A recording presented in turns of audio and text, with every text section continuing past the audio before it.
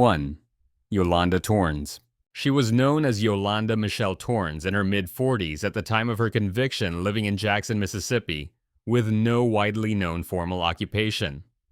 Her life before the crime was largely unpublicized, but she appeared to have maintained a stable and ordinary existence. Little is known of her upbringing, family environment, or social life, though by all accounts, she did not stand out publicly before these tragic events. It is difficult to determine what psychological or situational triggers may have led her to this path. The catalyst seems to have been a deeply personal accusation. A young woman, Celeste McDonald, accused Yolanda's boyfriend, Ryan Hopkins, of sexual assault. That accusation seems to have created an intense emotional environment, fear, anger, or a sense of betrayal, though no mental health diagnosis has been publicly shared.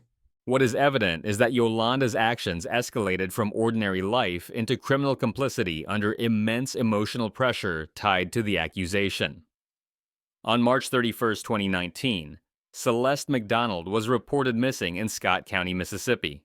The following day, Louisiana State Police found her body in a marshy area near Mound, Louisiana. According to court records, Yolanda and Hopkins went to Forest, Mississippi under false pretenses to pick her up. They brought her to a residence on Belvedere Drive in Jackson, where Hopkins fatally cut Celeste's throat after she refused to withdraw her accusation. Prosecutors say Yolanda helped him dispose of the body, wrapping it in plastic and dumping it in a ditch across the state line. Later that same day, in a chilling move to avoid being forced to testify against one another, Yolanda and Hopkins were married only to later divorce. The investigation that followed involved Jackson Police and Louisiana State Police, whose coordinated efforts led quickly to the arrest of Yolanda and Hopkins. Yolanda ultimately pled guilty to second-degree murder. During her sentencing in early February 2024, a judge handed her a sentence of 40 years in the custody of the Mississippi Department of Corrections, with 15 years suspended, meaning she is set to serve 25 years, followed by 5 years of post-release supervision, so long as she continues cooperating and testifying in Hopkins' case. Psychological assessments have not been publicly released, but her cooperation and plea deal suggest a strategic choice, under pressure, not a full admission of motive or remorse. What may have driven her seems tied to loyalty fear or a desperate attempt to protect her relationship, yet none of that diminishes the gravity of her actions or absolves her responsibility. In closing, these actions cannot be justified or excused. Yolanda Torns' involvement in this crime, helping to facilitate a horrific killing and attempting to conceal the body, represents a grave betrayal of human dignity. Her sentence reflects the justice system's recognition of that betrayal, holding her accountable without diminishing the pain inflicted on the victim's family and the community. Let this story serve as a sobering reminder that loyalty cannot excuse violence, that complicity bears consequences, and that justice demands clarity, not sympathy. 2. Carly Madison Gregg. She was known as Carly Madison Gregg, just 15 years old at her conviction, tried as an adult, and with no publicly held occupation. She was simply a 9th grade student in Brandon, Mississippi. Before the tragic events, her life appeared ordinary. She lived in a typical home with both parents attended Northwest Rankin High School, where her mother taught math and maintained friendships at school. Publicly, she blended in, and no alarming behavior marked her social life. The turning point seems to have arisen from mounting emotional stress. A few days before the incident, her parents discovered her drug use, leading to confrontation. While no formal diagnosis was publicly shared beyond the trial, her defense presented testimony indicating she experienced depression, auditory hallucinations, dissociation, and emotional numbness from medication. These mental health struggles were portrayed as intensifying in the days leading up to the crime. Still, those signs existed alongside evidence of deliberate planning. On March 19, 2024, inside their home in Brandon, Carly retrieved her mother's own handgun, a .357 Magnum, from beneath the mattress. Surveillance footage showed a tense moment as she held it behind her back before 2 fatal shots ended her mother's life. Authorities have reported that she then used her mother's phone to send a text to her stepfather, luring him home with a message along the lines of, "When will you be home, honey?" When he arrived, she shot him in the shoulder. He managed to wrestle the weapon away, called emergency services, and escaped serious harm.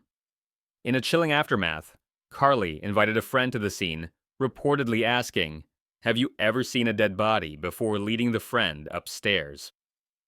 Law enforcement, alerted by the friend and the stepfather's call, found Carly shortly afterwards sitting nearby and took her into custody without incident. The investigation unfolded rapidly, bolstered by the surveillance and communication evidence, as well as the detailed testimony from witnesses and medical experts. At trial, a psychiatrist testified that Carly suffered from severe mental health conditions and believed she was in crisis when the shootings occurred. However, prosecutors emphasized the premeditation, retrieving the gun, attempting cover-up, luring her stepdad, and inviting a friend over as proof she understood her actions.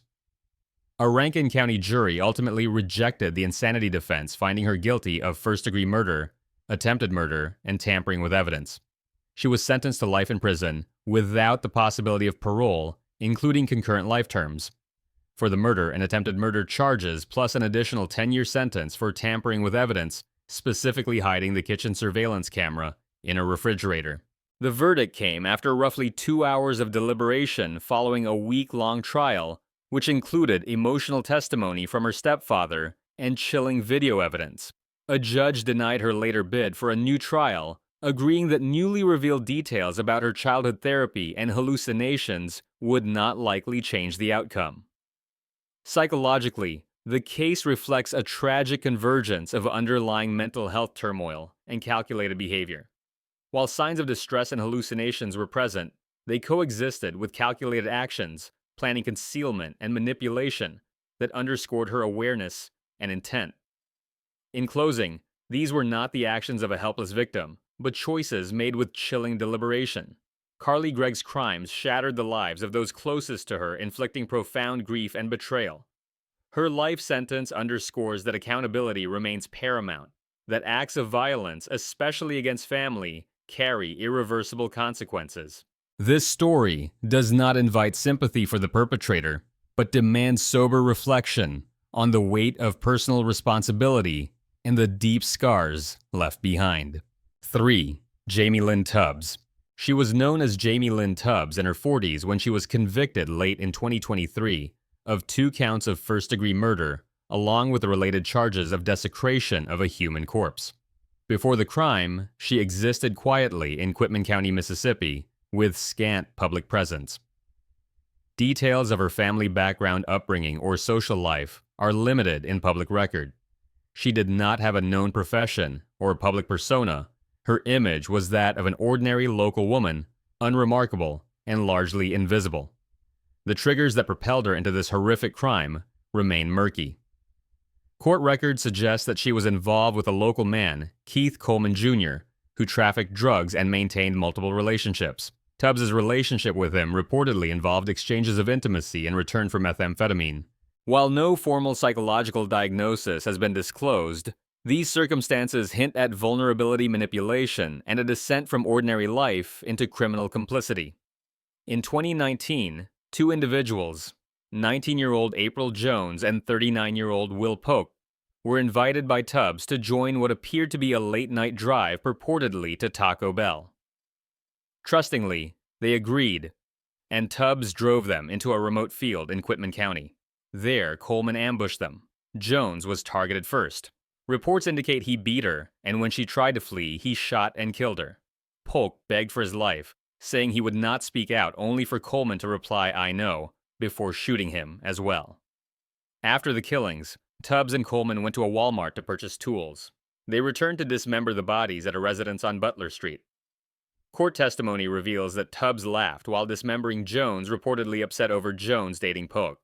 The remains were burned and the heads and hands were placed in a backpack and discarded in marshy water. The rest were incinerated. This chilling behavior exposed callous disregard and disturbing emotional detachment. Law enforcement investigations began after family reported Jones and Polk missing. Coleman's eventual confession during incarceration led authorities to the crime scene, and Tubbs was arrested along with Coleman. Both were indicted and tried jointly. A jury convicted Tubbs of first-degree murder and desecration of a human corpse. Sentencing came in September 2023, 2 consecutive life terms for murder, plus a concurrent 3-year sentence for desecration. Tubbs appealed both the sufficiency of evidence and the admission of hearsay testimony regarding her confession. The Mississippi Supreme Court unanimously affirmed her conviction in May 2025, citing her active role before, during, and after the murders, including dismemberment, as ample evidence of culpability. The court further upheld the admission of testimony about her statements, ruling them admissible as party admissions. A subsequent request for a rehearing was also denied. Tubbs remains incarcerated at Central Mississippi Correctional Facility in Rankin County. Psychologically, her actions portray someone who went beyond passive complicity to enthusiastic participation. Laughter during dismemberment signals alarming emotional detachment. Motivation appears rooted not in self-defense or remorse, but in vindictive rage and alliance with Coleman. In closing, what Jayme Lynn Tubbs did cannot be excused or softened. Her deliberate choices to betray trust, to plan and carry out murder, to participate in mutilation, represent a grave betrayal of humanity. The double life sentence she serves is a stern testament to society's condemnation of her actions. Let this narrative stand not as sensational spectacle, but as a sober reminder that violence, especially one carried out with such chilling indifference, demands unwavering accountability and moral clarity. 4. Makaylia Shaylynn Jolley. She was Makaylia Shaylynn Jolley, 21 years old at the time of her guilty plea in November 2023. Living in Pearl, Mississippi, she did not hold a formal occupation. She was a young woman known within her community, though no wider public profile existed. Her personal background and family life remain largely private, with limited public knowledge of her upbringing or social circle before the tragedy unfolded. The circumstances leading to the crime appear rooted in substance abuse and emotional instability. Witnesses describe Jolley as being in a drug-fueled state shortly before the incident. While no formal psychological evaluation has been publicly released, that chaotic mental and emotional state hints at profound imbalance and impaired judgment during the time frame of the offense. On May 12, 2022 in Pearl, multiple bystanders reportedly saw Jolley grabbing her infant daughter, just 2 months old at the time, by the ankles, and repeatedly forcefully slamming her onto a concrete roadway. The child suffered severe injuries and was immediately rushed to a regional hospital, where she succumbed 2 days later. The grief and shock that followed were palpable within the community and among authorities. After the incident, investigators reported that Jolley fled into nearby woods, but was eventually located and taken into custody. The district attorney's office indicated their intention to seek the death penalty, citing the severity and nature of the crime. Facing that possibility, Jolley accepted a plea deal, not a mitigation of accountability, but a form of resolution that recognized the full gravity of her actions. She pleaded guilty to capital murder, a charge that in Mississippi carries life in prison without possibility of parole. The plea was accepted, and she received that mandatory sentence. Public reaction was swift and intense. The district attorney remarked bluntly that Jolley will die in prison for her heinous and unexplainable crime against her child, words that conveyed both condemnation and the permanence of her fate. Media coverage emphasized the senseless nature of the violence, and neighbor accounts, some describing the lack of visible remorse, added to the community's sense of horror and betrayal. Psychologically, the case presents a harrowing portrait of crisis meeting irreversible choice. The violent act against her own infant cannot be attributed merely to impaired judgment. The repeated, deliberate nature of the harm suggests an alarming rupture in maternal instinct and self-control. While substance impairment may explain a disconnection from reality, it does not excuse the deliberate nature of grabbing and slamming a helpless child. Those actions speak to something far darker, a moment of catastrophic moral collapse. In closing, what Makaylia Jolley did defies understanding and demands unequivocal condemnation. Her actions destroyed a life that had barely begun, shattered the innocence of childhood, and left a community reeling. The mandatory life sentence without parole underscores the solemn recognition that some violations against humanity leave no room for redemption. Let this narrative serve as a solemn reminder that when the most vulnerable pay the price, justice must stand firm. And we must watch, learn, and remember the cost when care, protection, and responsibility are utterly abandoned. 5. Carolyn Jones. Carolyn Jones was in her late 40s when she was convicted for the death of her toddler granddaughter. She was a grandmother living in a small town in the Mississippi Delta, who until that tragic night appeared to many around her as a devoted caretaker and regular neighbor. In the community, she was not known for violence. Friends described her as caring someone who treated her granddaughter with love and tenderness. Behind that image, however, something must have fractured. Whether due to untreated trauma, undiagnosed mental illness, emotional strain, or other pressures, the circumstances that led to her actions remain unclear. Investigators never fully established a motive. There are no public records of prior violent behavior, only the shock that someone described as loving could commit such an act. The details of what happened unfold late on an October evening in 2018 in a modest home in Shaw, Mississippi. The victim was a toddler, her granddaughter just under 2 years old. She had been living with her grandmother at the time while her mother lived elsewhere. That night, a relative, Carolyn's brother, returned home and found the unthinkable. The child had been stabbed and then placed into a heated oven. Autopsy findings showed she was still alive when placed inside, and her death was caused by both the stabbing and the thermal heat. Law enforcement arrived swiftly. Carolyn was taken into custody immediately. She was later charged with first-degree murder, held on bail originally set at $500,000. The case stunned the nation as one of the most horrifying crimes involving a child witnessed in the region.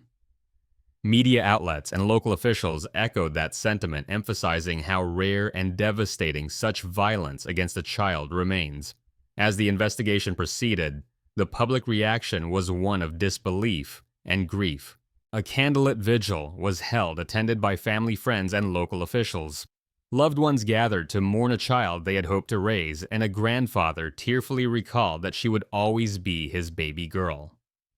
Years later, in 2022, Carolyn stood convicted of capital murder, specifically for the killing of a child under the age of 14. She was sentenced to life in prison without the possibility of parole, and she remains incarcerated in the Mississippi Department of Corrections. Experts in forensic psychology were not publicly detailed in the news, and no formal psychological profile has been released. What is clear is that this act cannot be rationalized or excused. If any unseen psychological factors contributed, they do not absolve responsibility. Accountability remains paramount. In closing, this was not a story of sympathy for the perpetrator. Carolyn Jones's actions inflicted an irreparable wound on a family and on a community. The tragic loss of a tiny life taken by someone entrusted to protect leaves a scar far deeper than words can convey. Justice was served in the court's decision, but the real verdict lives in the sorrow of a child never given the chance to grow. Let this story serve as a grim warning, mental instability or not. No circumstance justifies such cruelty. The memory of that innocent child calls for vigilance, care, and an unambiguous stand for the most vulnerable among us. 6. Becky Gail Harris. Becky Gail Harris was in her early 50s when she entered a guilty plea for the second-degree murder of her husband. She previously worked in the local community in Vicksburg, Mississippi, and before the tragedy, she was seen as a typical neighbor and wife. She lived a private life. There were no public signs of trouble or violent tendencies before that fateful night. Behind closed doors, however, her life was marked by turmoil. In court testimony, she described a marriage shadowed by years of suffering, including physical and emotional mistreatment. She spoke about a childhood marked by hardship, including being passed between relatives and enduring trauma at a very young age. These wounds, along with escalating conflict at home, set the stage for the tragedy that unfolded. One late September evening in 2016, during a heated argument at their home on Smedes Street, Becky exhausted whatever hope remained. In the way she later described the argument turned violent. He knocked her out of bed, pulled her hair, and motioned a threat that tipped her into desperation. She returned to the bedside zone, and before she fully recognized what had happened, she fired the handgun. Moments later, she ran outside calling for help without planning to claim responsibility. Officers arrived and she flagged them down, telling them only that a shooting had occurred. She did not confess in that instant. Police found Alfred Stan Harris fatally wounded with a single gunshot. He was found in the back of the head as he lay in bed. The evidence was clear and chilling, and she was immediately taken into custody. Over the next few years, the case drew attention both for its grim specifics and for the layers of suffering revealed in court. On a spring morning in 2020, Becky entered a guilty plea to second-degree murder. The judge considered her history of trauma and abuse alongside the severity of the act. She was sentenced to a total of 30 years, 25 years behind bars, followed by 5 years of supervision after her release. Family members of the victim, including his sister, expressed profound grief. She described him as a good man, whose life was taken in a moment of unimaginable betrayal. While forensic experts may have assessed her mental state, no formal psychological profile was released publicly. What is evident is that no history, no heartbreak, and no trauma justifies taking a life. The court acknowledged her suffering, yet held firm that alternatives existed. No circumstance rendered such violence acceptable. This was not a narrative of understanding, but one of stark accountability. Becky Gail Harris's actions ended a life, shattered a family, and left a community reeling. The sentence delivered by the court stands as a message that justice must not be compromised, even in the face of haunting pasts. This tragic case reminds us that trauma can illuminate the darkness behind a story, but it cannot excuse cruelty. In the end, the law and the moral arc demand that we protect the vulnerable, uphold life, and never allow another tragedy of this nature to remain shrouded in silence. 7. Loran Blackwell. Loran Danielle Shell Blackwell was 27 when she was convicted of capital murder and auto theft in the death of 81-year-old Leigh Kendrick, a Pearl, Mississippi businessman. At the time, she worked as a sex worker and maintained a complicated relationship with Kendrick, who helped support her financially. Before the crime, she had no known violent record and remained largely unseen beyond the edges of her vulnerable circumstances. Behind that ordinary appearance lay a life marked by financial struggle and a reliance on dangerous connections. Investigators revealed that she and her boyfriend, Walter Lee Young, concocted a plan to rob Kendrick of his money and his vehicle. In choosing him as a target, she acted from desperation, but the decision crossed the line from survival to betrayal. Late in the summer of 2015, Kendrick was reported missing. 2 days later, his body was discovered in a vacant apartment at Cedarstone Apartments in Jackson. He had been shot in the back of the head, and found unclothed, his life ended in a place far removed from his community and commitments. Loran's DNA was later found on evidence at the scene, and tracking of Kendrick's vehicle led investigators to her. She was taken into custody along with Young, and the weight of the case hinged upon phone data, witness accounts, and forensic links. In Hinds County Circuit Court, a jury convicted her of capital murder and auto theft after a 5-day trial. The state declined to seek the death penalty, and she was sentenced to life in prison without the possibility of parole, with an additional consecutive term for the auto theft conviction. The courtroom was charged with tension as the victim's family, especially his daughter-in-law and granddaughter, spoke of profound loss. The judge condemned Blackwell's actions as devoid of conscience and a breach of societal trust. Though she denied pulling the trigger, the court emphasized that orchestrating the robbery, knowing the danger, made her equally culpable. No official psychological profile was released publicly, but expert testimony and court statements illuminated a motive rooted in manipulation, dependence, and betrayal. Whether yearning for support or driven by desperation, she lured someone who had trusted her, or turning a relationship into a lethal trap. This is not a story meant for empathy toward the perpetrator. It is an unsettling reminder that financial vulnerability, personal connections, and betrayal can lead to irreversible devastation. The law ensured justice was served, and society must remain vigilant, recognizing that trauma and need do not excuse cruelty. In the final analysis, Loran Blackwell's choices destroyed a life, left a family shattered, and fractured a community's sense of safety.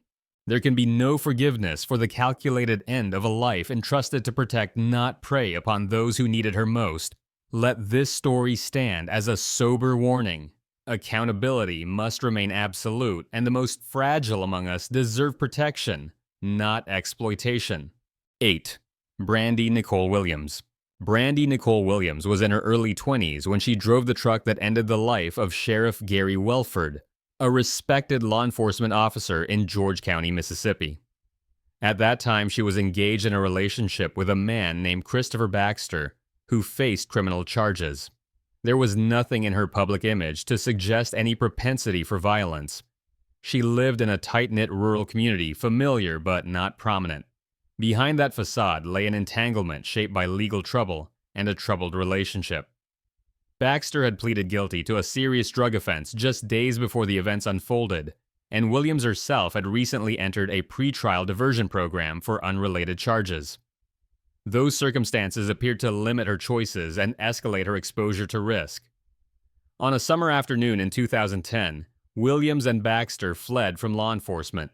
A high-speed chase ensued. Sheriff Welford and other deputies set up a roadblock to intercept them. As the truck sped toward the officers, Sheriff Welford was tragically struck and killed while performing his duty. The exact moment of impact remains disputed. Witnesses testified to seeing Williams behind the wheel at some point, while others believed Baxter may have been driving, or that seats exchanged mid-chase. Investigators relied on evidence from witnesses' vehicle forensics and data from the pursuit. The case returned to court in a retrial in early 2016 after an appeals court overturned the initial conviction. At that retrial, a jury found Williams guilty of capital murder, emphasizing her role as either driver or accomplice in a felony that led to a peace officer's death. The sentencing was swift. The judge imposed a sentence of life in prison without any possibility of parole, an automatic requirement under state law, for capital murder of a law enforcement officer. Williams challenged the verdict, but the Mississippi Supreme Court denied rehearing and upheld her conviction in late 2017. No official psychological profile was made public. However, the court documents suggest her motivation was rooted in fear of imprisonment, loyalty to Baxter, and the desperate choice to flee. That combination of fear, impaired judgment, and association with an armed accomplice escalated into a fatal outcome. None of these factors justify the loss of a life in service to public safety. This is not a story to elicit sympathy for Williams. It is a stark reminder that desperation and attachment can destroy judgment, putting lives at risk, especially those who step into harm's way to protect others. Sheriff Welford's life ended, not in the line of duty protecting a remote landscape, but in a moment torn between flight and consequence. Justice in the form of a life sentence without parole was affirmed. Yet the real cost remains the life loss, the grief of a community, and the cautionary echo of what happens when decisions made in fear collide with duty. 9. Tracey Lynn Garner. Tracey Lynn Garner was in her mid-50s when a jury found her guilty of depraved heart murder and conspiracy to commit wire fraud in the 2012 death of Karima Gordon. She presented herself as someone offering cosmetic enhancements, yet she was not medically trained and lacked any legitimate license. In her community in Jackson, Mississippi, she was not known publicly beyond her underground work, an image that concealed dangerous intentions. The environment that led to this tragedy was defined by vulnerability, greed, and a willingness to misrepresent. Gordon, a woman in her late 30s from the Atlanta area, sought out cosmetic enhancement and trusted Garner's representation. She was referred by a third party, an adult entertainer known as Pebbles the Model, who falsely introduced Garner as a nurse. Behind that trust lay a callous disregard for human life, born of financial motive, rather than genuine care. In the summer of 2012, Gordon traveled to Garner's home in Jackson for an illicit buttocks injection, using industrial-grade silicone. Within days, Gordon fell gravely ill and died from complications related to the procedure, a collapsing of normal bodily function that began soon after the injection. Investigators later searched Garner's home and identified syringes and a large bottle of silicone, marked for veterinary use, only evidence that underscored the reckless nature of the act. In court, The prosecution argued that Garner prioritized profit over safety. A jury deliberated for several hours before returning a guilty verdict on depraved heart murder and wire fraud charges. Sentencing followed swiftly. Garner received life in prison for the murder charge and an additional sentence for wire fraud, the maximum penalties allowed under state law. The victim's family issued a powerful plea at sentencing. They demanded the maximum sentence so that no one else would suffer the same loss, stating they had lost a daughter, a sister, a friend, and that Garner should not be allowed to enjoy the things that we or Karima won't. Garner served just under 3.5 years before her death in custody. She died at age 58 at a hospital in Jackson. An autopsy was ordered to identify the cause of death. Her passing amid life imprisonment offers no relief to Gordon's loved ones who remain defined by profound loss. No detailed psychological evaluation was released in court. Yet the case reveals motivations driven by greed and deception, profit gained through betrayal of trust. Garner's attack on a person's fundamental vulnerability through a false promise of enhancement underscores the ultimate violation, exploiting desires and leaving irreversible harm. There is no path to forgiveness or understanding in this case. Tracey Lynn Garner's choices wrought grief and tragedy. She commodified someone's body and ended a life in the pursuit of gain, while justice in the form of a life sentence was rendered.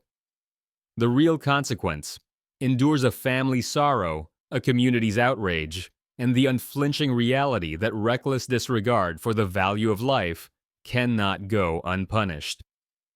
In the end, this story must serve as a reminder.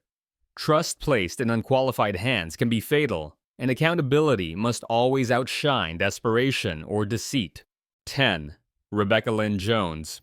Rebecca Lynn Jones was in her mid-40s when a jury in Prentiss County, Mississippi found her guilty of murdering her mother, Jane Jones, at her home near Boonville. At that time, she lived in Lexington, Alabama, and presented herself as a daughter concerned for her mother's well-being.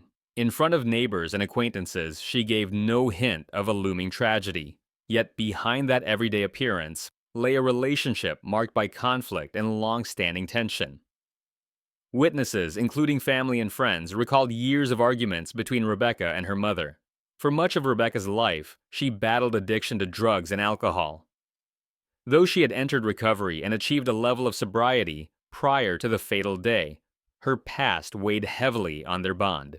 In the early 1980s, Rebecca had transferred a parcel of family land to her mother, initially because of financial strain and possibly addiction. And though she intended to reclaim it later, that promise never materialized. In 2003, Jane gained custody of Rebecca's daughter Brooke, a move tied in court to those struggles. Brooke lived with her grandmother for some years, amid reports of physical confrontations. By 2010, Rebecca had relocated to Alabama, maintained sobriety, and hoped for peace, yet underlying friction remained. In May of 2010, Rebecca visited her mother in Boonville, concerned by reports that Jane planned to sell the cherished family home and land. Jane had long lived there. Rebecca believed her mother worshipped that house, and the sudden change felt destabilizing. She said she traveled to express worry, clarify tensions, and as she put it, get some stuff off her chest. Only the two women were inside the house when the fatal shot was fired. Rebecca claimed her mother lunged for a pistol she had kept in her purse. She said the two wrestled for the weapon, and it discharged twice in what she described as an unintended struggle. Jane fled the room, called for emergency help, and was rushed to a hospital in Tupelo, where she later passed away from her wounds. Rebecca immediately fled the home, but then returned shortly thereafter. She did not call 911 or attempt first aid. Prosecutors rejected her account, pointing out that the scene showed no signs of struggle and that evidence supported an intentional act. At trial in 2013, the jury rejected Rebecca's claim that the shooting was accidental or in self-defense.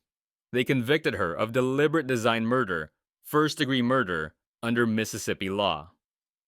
The judge imposed a mandatory sentence of life in prison. Rebecca appealed to the Mississippi Supreme Court, arguing that her prior record of drug use should not have been allowed at trial and that the evidence did not support guilt beyond a reasonable doubt. The court upheld the verdict in a majority decision, affirming that the jury was justified in rejecting her version of events and affirming the life sentence. No formal psychological evaluation was made public. What is clear from the record, however, is that this act sprang from unresolved resentment, fragile trust, and the darkest corners of a fracturing family bond. Addiction, property conflict, and emotional estrangement played their parts, but none of these explain why a life so fundamental and profound should end in such rupture. This is not a story to evoke sympathy for Rebecca. It is a story of accountability for the most intimate betrayal, a daughter taking her mother's life. Justice was served through a guilty verdict and a life sentence. But the deeper tragedy endures the loss of a mother, the fracturing of a family, and the cautionary truth that some wounds cannot be undone. Let this serve as a somber reminder: nothing justifies the erasure of another's life, even in the name of fear or resentment. 11. Sheila Ealey. Sheila Ealey was in her early 40s when she was convicted of capital murder in the death of her newborn son. At that time, she worked at a church daycare in Madison County, Mississippi, where she was known as a devoted mother of 5. Her family and coworkers described her as a caring teacher involved in church activities. No one suspected the heartbreaking outcome that would follow. Behind that image, however, lay a hidden trauma. Ealey later revealed she had been raped nearly a year earlier and concealed the ensuing pregnancy.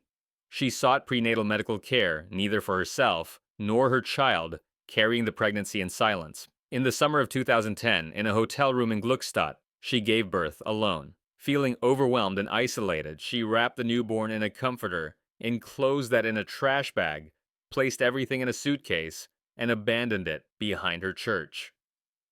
Days later, church groundskeepers discovered the suitcase, prompting a grisly investigation.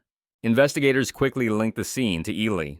She voluntarily came forward and provided multiple statements describing the events, though her story shifted on whether the baby cried. A forensic pathologist later testified that the child's death was more likely than not caused by suffocation and ruled the manner of death homicide. At trial, Ealey's defense hinged on an insanity plea. She argued her emotional state made her legally unaccountable. A forensic psychologist testified to her long-standing depression and anxiety, asserting possible mental instability. Nevertheless, 3 other mental health experts and multiple coworkers rejected the notion that she lacked understanding of right and wrong. In August of 2013, the jury delivered a verdict guilty of capital murder with underlying child abuse. The judge imposed a sentence of life in prison without the possibility of parole, as mandated by Mississippi law. Ealey appealed to the state's highest court, claiming the trial was flawed in refusing an accident or misfortune instruction and relying on insufficient evidence. The Mississippi Supreme Court rejected her appeal, affirming that the evidence supported the verdict and that the denied instruction lacked factual basis. No formal psychological assessment emerged beyond the trial record. What the case reveals, however, is not a broken system, but a reckoning and illustration that deep emotional pain and trauma must never overshadow life's value. Her depression and desperation are understandable, but they do not excuse actions that betray the most vulnerable. This is not a story to spark sympathy for the perpetrator, but rather a resolute affirmation that accountability must remain absolute, even when guilt follows suffering. Sheila Ealey's choices resulted in irreversible tragedy, leaving a void that justice cannot reclaim. Let her story stand as a sobering reminder: trauma may scar lives, but it must never render another life expendable. 12. Terri Robinson. She was 25 years old at the time, known as Terri Robinson, a mother living in Greenville, Mississippi. Before that dreadful night, she worked, struggled like many single parents, and was seen by acquaintances as a devoted, if stressed mom, though details of her upbringing and social life were known only within her family circle. Publicly, she carried the image of an ordinary woman, not marked by violence or malice. Behind that veneer, though perhaps weighed pressures, financial strain, emotional exhaustion, or unresolved trauma. While no formal mental health evaluation was reported, friends and family later wondered if she might have been overwhelmed, emotionally unstable, or at a breaking point. Those suggestions, however, can never soften the horror of what followed. In the early hours of March 2, 2011, Greenville police responded to an emergency call at her apartment. Inside, they found her 3-year-old son, Tristan, inside the electric oven, still warm to the touch. Initial impressions left open whether he died before being placed inside, but the autopsy would later clarify. The coroner recorded that Tristan suffered severe burns from exposure to oven heat and also had trauma to his head. Ultimately, it was determined his death resulted from thermal injury, indicating he was alive when subjected to the oven's heat. Robinson's son was not a stranger or an accidental victim, he was her own child. Authorities arrested Terri Robinson, who admitted responsibility. In April 2012, she pleaded guilty to murder. A plea agreement spared her from the possibility of capital punishment, replacing it with a life-in-prison sentence for the capital murder of a child. Court records indicate Circuit Judge Ashley Hines imposed that sentence. Media and community reactions were marked by shock, revulsion, and sorrow. Journalists described the scene as one of the most disturbing a coroner had ever encountered. Family voices, including her twin sister, pleaded against hasty judgment, calling Terri a good parent, who must have snapped, though nobody truly knew what happened. Yet, community grief and legal accountability overshadowed any attempt at defense. The victim's family, tragically, the child himself, left a wound impossible to heal. Psychologically, experts seldom commented publicly in this case. Without formal assessments made available, any speculation about motivation remains limited. Possible factors could include emotional crisis or an acute breakdown, but none of that excuses her actions. The crime stands as a devastating act of violence against the most innocent victim. In closing, this story must stand as a clear and unwavering condemnation, the unimaginable breach of trust by a parent toward her child. Such an act shatters lives and underscores the imperative of protecting the vulnerable. Let it serve as a solemn warning that when suffering turns inward toward loved ones, the consequences are irreversible. Justice has been served in sentencing, and our hearts remain with the child and with all those torn apart by this tragedy. 13. Verina Childs. She was known as Verina Marie Childs, a woman in her mid-40s at the time of the tragic incident. She lived in Oktibbeha County, Mississippi, a member of a local hunting club alongside her husband, Douglas Childs. Before the events that changed everything, she was perceived by neighbors and peers as a quiet, perhaps reserved but stable figure, someone who shared an ordinary life with her spouse, rooted in rural routines and occasional hunting outings. In the months before the incident, there were no widely reported signs of emotional breakdown or instability. No formal records suggest trauma or mental illness. It seems that relationship details remained private and no dramatic triggers were exposed publicly. No domestic disputes, crises, or tense confrontations. If any emotional turbulence existed, it was held behind closed doors, unspoken and unseen. Then came the day of the hunting trip just after daybreak on a late November morning in 2009. She and her husband set out into the woods with a Marlin 30-30 hunting rifle that belonged to her. At some point they separated as one of them went home. Claims arise that she felt unwell and returned to the house. Moments later, another hunter discovered Douglas's body in a wooded area a short distance from where they had been. The medical and ballistics investigation revealed that he had been fatally shot in the upper back by a bullet that matched her rifle. Though she later insisted the shooting was accidental, an unintended consequence of the hunting outing, prosecutors maintained it was a calculated act of domestic violence. Authorities charged her with intentional homicide. In 2011, a jury in Oktibbeha County returned a guilty verdict. A judge sentenced her to spend the remainder of her life in the custody of the state's Department of Corrections without the possibility of parole. She pursued appeals, arguing that evidence was destroyed, that she should have been allowed to present the theory of an accidental shooting, and that the state had not proven deliberate intent beyond a reasonable doubt. The state's highest court upheld the conviction, finding no error in the trial court's decisions, and ruling that the possibility of an accident was not grounded in the evidence presented. Public and media response echoed grief, disbelief, and scrutiny. Headlines underscored the circumstantial nature of the case, While the hunting accident defense failed to persuade either jurors or judges, the community, already shaken by an intimate tragedy, watched as the court reaffirmed that the shooting was intentional and unjustifiable. Psychologically, little evidence was made public about her motivations. Whether grief denial, marital strain, or darker impulses played a role, none of it served to excuse the outcome.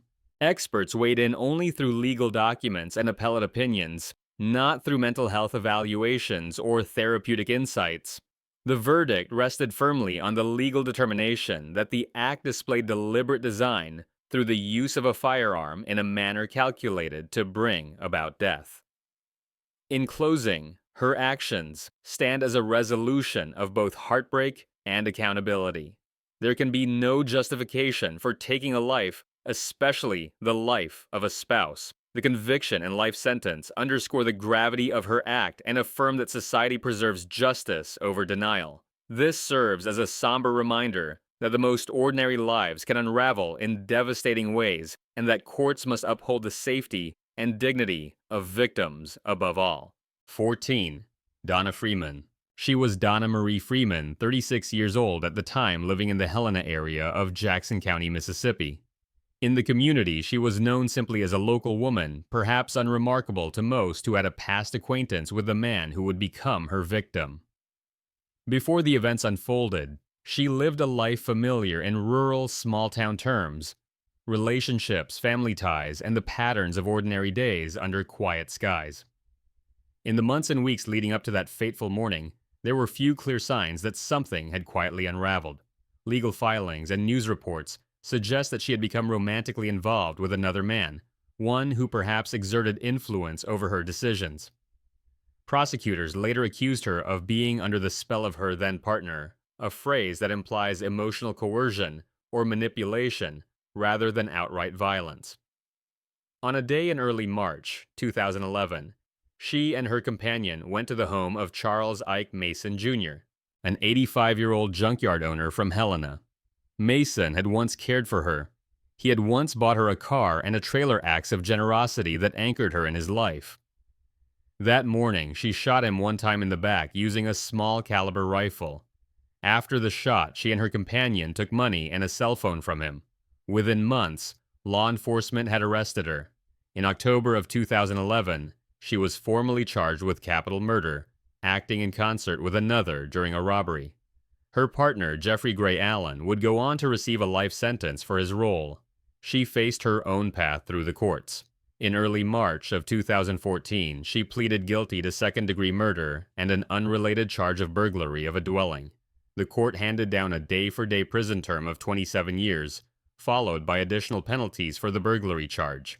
She also was ordered to pay court costs a fine and was prohibited from contacting the family of the victim.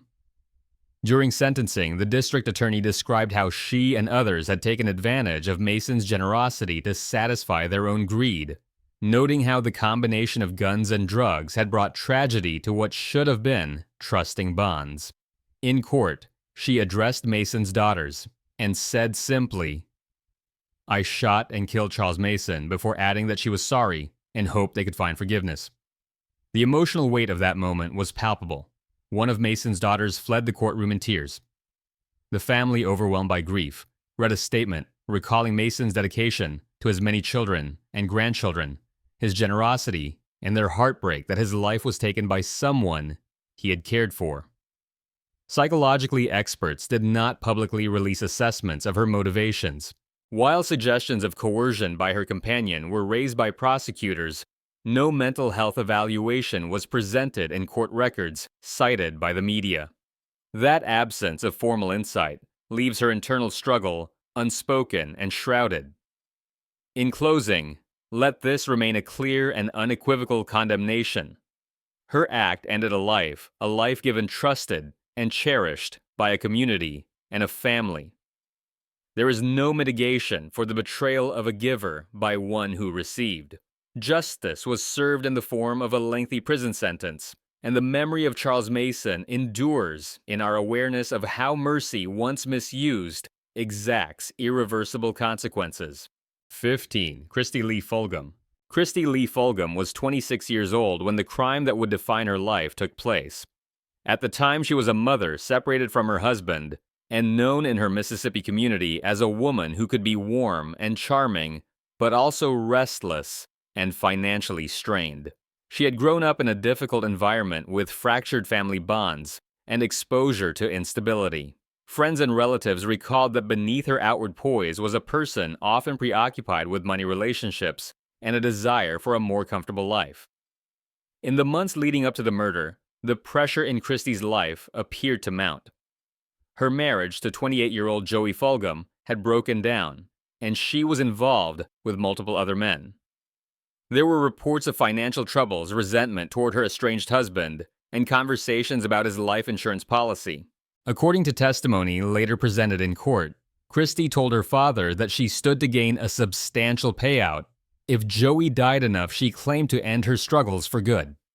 This mindset, combined with a strained domestic situation and an apparent willingness to manipulate those around her, set the stage for tragedy. On Mother's Day weekend in May of 2003, events came to a head. Prosecutors alleged that Kristi, along with her 13-year-old half-brother Tyler Edmonds, went to Joey's home in Octibeha County. Joey was asleep in his bed when he was shot once in the back of the head with a small caliber rifle. Investigators believed Kristi had loosened the security lights outside the house to make their approach easier. At first, Tyler confessed saying they fired the shot together, with Kristi guiding his hands. Later, he recanted, insisting he had been outside and heard only a single pop before Kristi emerged. What is certain is that Joey's life ended quietly that night in the place he should have been safest. In the immediate aftermath, Kristi did not call police. Instead, she left with her children Tyler and one of her boyfriends heading for the Gulf Coast. Joey's body was discovered days later. Physical evidence, including a fingerprint on a loosened light bulb, phone records, and testimony from multiple witnesses, pointed to Kristi. She was arrested 2 days after the killing. Letters she wrote while in custody urging Tyler to change his story and call the shooting an accident further strengthened the prosecution's case. At trial in 2006, the state argued the murder was premeditated, motivated by greed, and committed during the course of a robbery. They claimed Kristi not only killed her husband for the insurance payout, but also took cash from his wallet. The jury deliberated for less than an hour before finding her guilty of capital murder. Initially, she was sentenced to death. However, in 2010, the Mississippi Supreme Court upheld her conviction but overturned the death sentence, citing errors during sentencing. Respecting the wishes of Joey's family, prosecutors accepted a new sentence of life without the possibility of parole. Psychological assessments introduced during appeals painted a picture of a woman shaped by a turbulent upbringing, exposure to substance abuse, and unstable relationships. Yet experts agreed these factors did not excuse the calculated nature of her crime. Her motivation was rooted in personal gain, with little regard for the human cost. The murder of Joey Fulgham left a lasting wound on his family and community. A young man's life was cut short for nothing more than money, and children were left without a father. Kristi Fulgham's actions were cold and deliberate, and the sentence she now serves ensures she will never again have the chance to harm another person. This case is a sobering reminder that greed and betrayal can destroy lives, and that justice, while it cannot undo the loss, can at least ensure accountability. 16. Camia Gamet. Camia Gamet was 29 years old when she began a relationship with 38-year-old Marcel Hill, a man who friends and family say truly loved her. Born in the mid-1980s, Gamet had a childhood marked by instability. She spent much of her youth in foster care and lived in more than a dozen different homes over a span of just 5 years. As an adult, she struggled with substance abuse, turbulent relationships, and recurring legal trouble. To outsiders, she could seem charismatic, but those close to her described a pattern of controlling behavior volatility and a readiness to lash out in anger. In the months before Marcel's death, the couple's relationship was marred by repeated violence. Police were called more than once, and reports included allegations that Gamet had stabbed him, hit him with a hammer, and assaulted him with other objects. On at least one occasion, charges were dropped after Marcel stopped cooperating with authorities, something his family later said was due to fear. Even with this history, the two continued to live together, a decision that would prove fatal. On the night of May 18, 2013, in the apartment they shared on Lansing Avenue in Jackson, Michigan, violence erupted for the final time. Gamet would later claim that she awoke in the dark to someone attacking her, that she could not see who it was, and that she fought back in self-defense. She said she grabbed a floor lamp, then a knife, striking out in fear before realizing it was Marcel. But the evidence told a different story. Marcel had suffered numerous injuries, blunt force trauma, and more than 10 stab wounds inflicted with multiple weapons, including a lamp, a frying pan, and a knife. Prosecutors argued this was not a moment of panic, but a sustained, deliberate assault. Police arrived after Gamet called 911. In initial statements, she claimed she had found Marcel already injured, but her account quickly unraveled. Investigators found his blood on her clothing and on the objects used to attack him. Witnesses testified about the couple's violent history, and the prosecution introduced evidence of her prior domestic violence convictions in other states. The trial in early 2014 lasted several weeks. The defense clung to the self-defense claim, but jurors were unconvinced. They deliberated and returned a guilty verdict for first-degree murder, concluding that the killing was intentional and committed with malice. At sentencing, Gamet's behavior shocked many, rolling her eyes, speaking out of turn, and even laughing as Marcel's grieving relatives read statements to the court. Judge John McBain called it one of the worst cold-blooded murders he had seen, and told her directly that he hoped she would die in prison. Psychological evaluations presented no formal diagnosis that excused her conduct, though her background of childhood neglect, abuse, and instability was noted. Prosecutors described her motivation as rooted in control and aggression, rather than sudden fear. This was, they argued, a case of domestic abuse turned lethal, with the unusual and tragic reality that the victim was male. Camia Gamet is now serving a life sentence without the possibility of parole. Marcel Hill's family has since spoken publicly to raise awareness that domestic violence can affect anyone regardless of gender. His death stands as a reminder that cycles of abuse, if left unchecked, can escalate to irreversible tragedy. The court's verdict ensured that the person responsible would face the full weight of justice and that Marcel's voice would be carried forward by those who loved him. 17. Carla Ann Hughes. Carla Ann Hughes was 25 years old when her life as a respected middle school teacher in Jackson, Mississippi came to an abrupt and devastating end. Born in the early summer of 1981, Carla had been adopted as an infant by her aunt and uncle Carl and Linda Hughes. She grew up in Greenville, excelling academically, winning beauty pageants, and mastering horseback riding. She earned advanced degrees in education and began a career that placed her in front of classrooms as a language arts teacher.